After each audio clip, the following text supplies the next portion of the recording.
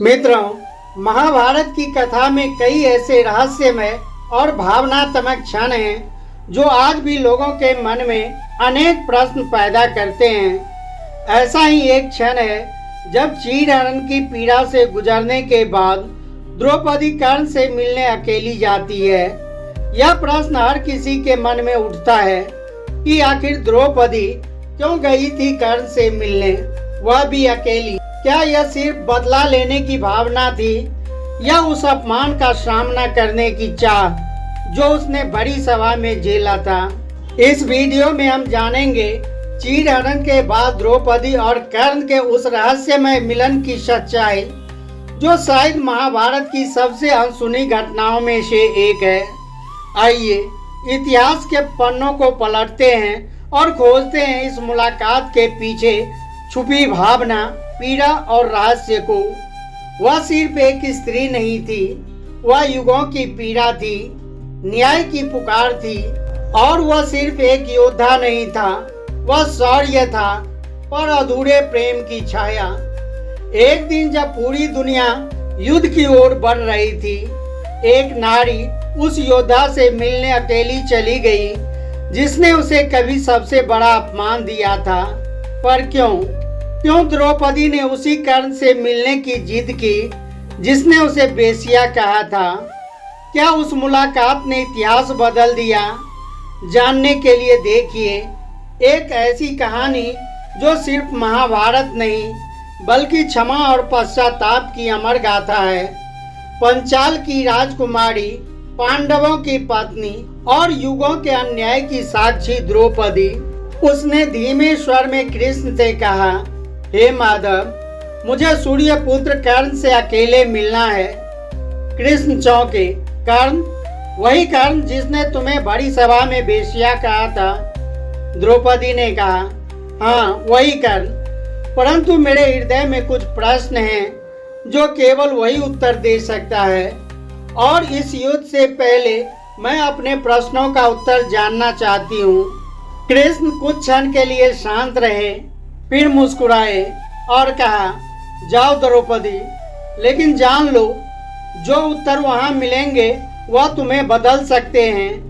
रात्रि का तृतीय पहर था। कर्ण का शिविर शांत था, परंतु उसके भीतर द्वंद्व चलता रहता। एक ओर मित्रता का धर्म, दूसरी ओर अपनी आत्मा की पुकार। तभी द्वारपाल ने सूचना दी, महारथी पांडवों की पत्नी द्रौपदी आपसे मिलना चाहती है। कर्ण स्तब्ध रह गया। एक क्षण को लगा जैसे अतीत ने वर्तमान से हाथ मिला लिया हो। उसने धीरे से कहा, आने दो। द्रौपदी भीतर आई। उसकी आंखों में क्रोध नहीं था, गिरना भी नहीं, बस शून्य था। वही शून्य जो वर्षों के अपमान, तिरस्कार और मौन के बाद जन्म लेता है। कुछ पल तक मौन रहा, फिर द्रौपदी ने पूछा, कर्ण, क्या तुम मुझे बेश्या कहा था?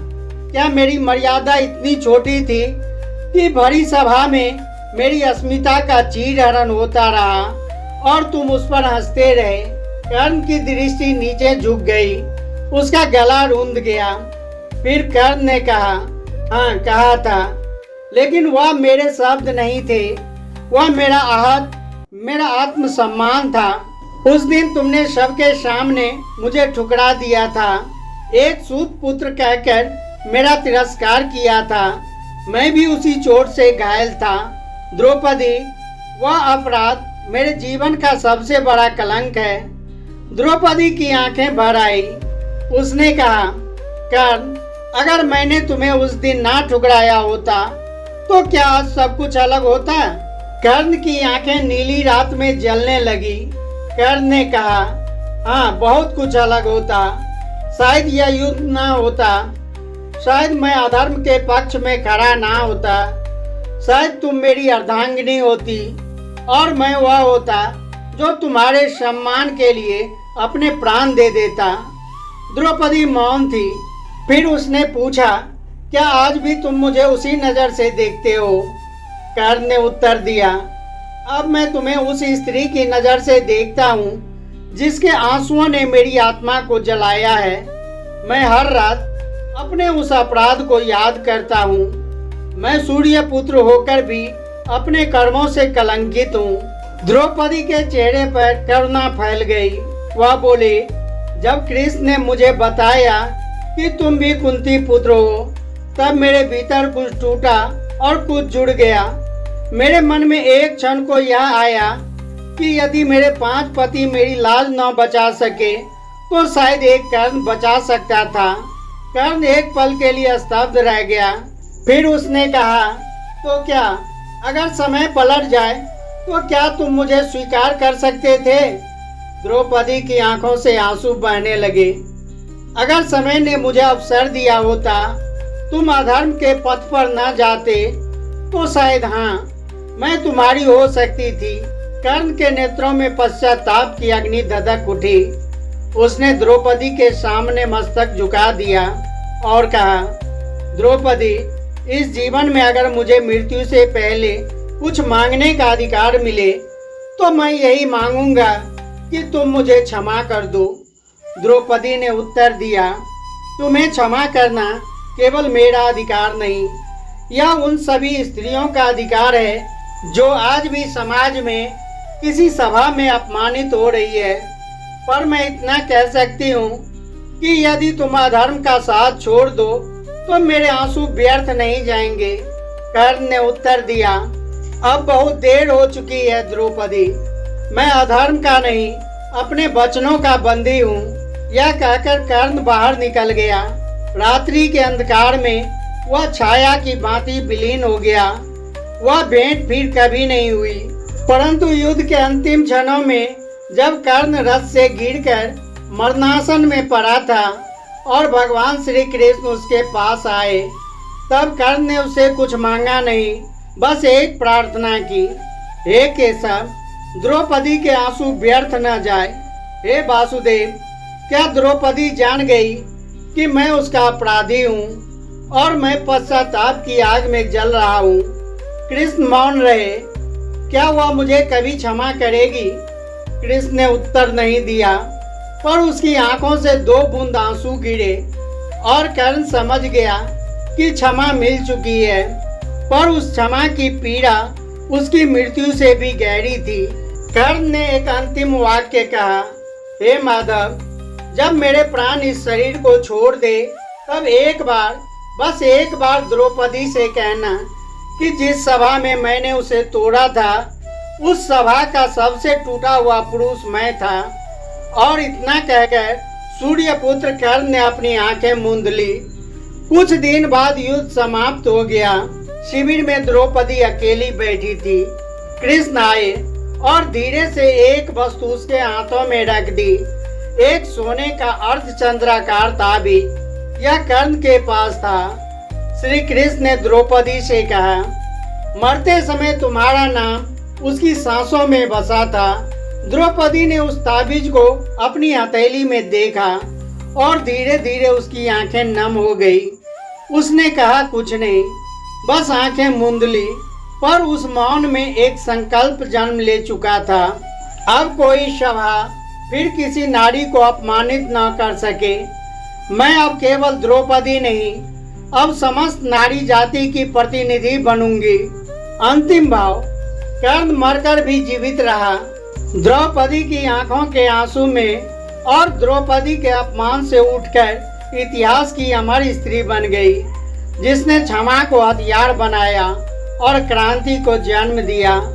युद्ध समाप्त हो चुका था।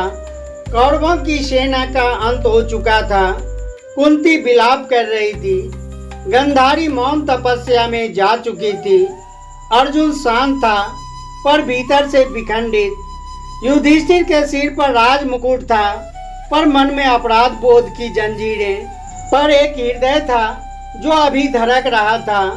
द्रौपदी जानती थी कि युद्ध जीत लिया गया है, पर वह एक रथ कभी नहीं लौट कर आया, कर्ण का रथ। एक दिन जब हस्तिनापुर का आकाश साफ था और राजमहल के बाहर मंद पवन बह रही थी, द्रौपदी ने कृष्ण से कहा, माधव, एक वचन चाहिए तुमसे।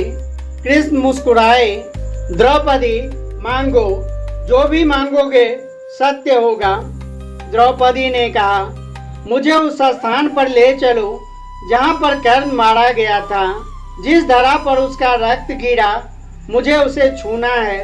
कृष्ण मौन हो गए, पर अगली सुबह रथ तैयार हुआ और उस मार्ग पर द्रौपदी को ले जाया गया जहाँ कभी कर्ण का रथ युद्ध भूमि में कीचड़ में धंसा था। जगह पर पहुंचते ही रथ रुक गया। कृष्ण बोले, यही था वह स्थान जहाँ अर्जुन का बाण और कर्ण की नियति टकराई थी। द्रौपदी रथ से उतरी, धरती को छुआ और उसका शरीर कांप गया। उसे एक सपना सा आया कि कर्ण खड़ा था, उसके सामने कर्ण की हाथ में रथ की लगाम थी। उसके रथ का अश्व अब भी नहीं चला। कर्ण से द्रौपदी ने कहा, तुम्हारा रथ क्यों नहीं चला कर्ण? कर्ण मुस्कुराया और कहा, क्योंकि तुमने मुझे अभी तक क्षमा नहीं किया। द्रौपदी की आंखों से आंसू गिरने लगे। मैंने तुझे क्षमा किया कर्ण। उस दिन भी कृष्ण ने जब मुझे बताया कि तुम मेरे पति के समान हो तो मैंने तुझे क्षमा कर दिया। कर्ण ने धीरे से सिर झुकाया और कहा, तब मेरा रथ चल पड़ेगा। और धीरे धीरे उसका रथ प्रकाश में विलीन होने लगा। द्रौपदी ने आंखें खोली, फिर उसे एहसास हुआ कि वह कुरुक्षेत्र में खड़ी थी, पर अब उस जगह पर घास उग आई थी, रक्त की जगह हरियाली थी। भगवान श्री कृष्ण बोले, तुमने कर्ण को मुक्त किया द्रौपदी। अब वह केवल वीर गति को प्राप्त योद्धा नहीं, अब वह तुम्हारी क्षमा से अमर हो गया है। मित्रों, यह कथा हमें सिखाती है कि जिसे हम सबसे बड़ा शत्रु समझते हैं वह कभी कभी हमारे जीवन का अधूरा सत्य होता है। क्षमा केवल किसी को मुक्त नहीं करती, वह खुद को भी मुक्त करती है। तो मित्रों, मुझे उम्मीद है कि यह वीडियो आपको पसंद आई होगी। कर्ण के विषय में आपकी क्या राय है? अपना कीमती राय कमेंट बॉक्स में जरूर दीजिए। साथ ही वीडियो को लाइक तथा चैनल को सब्सक्राइब अवश्य ही कर देना। फिर मिलते हैं अगले वीडियो में इसी तरह के शिक्षाप्रद कहानी के साथ। आप सभी दर्शक बंधुओं का बहुत बहुत धन्यवाद।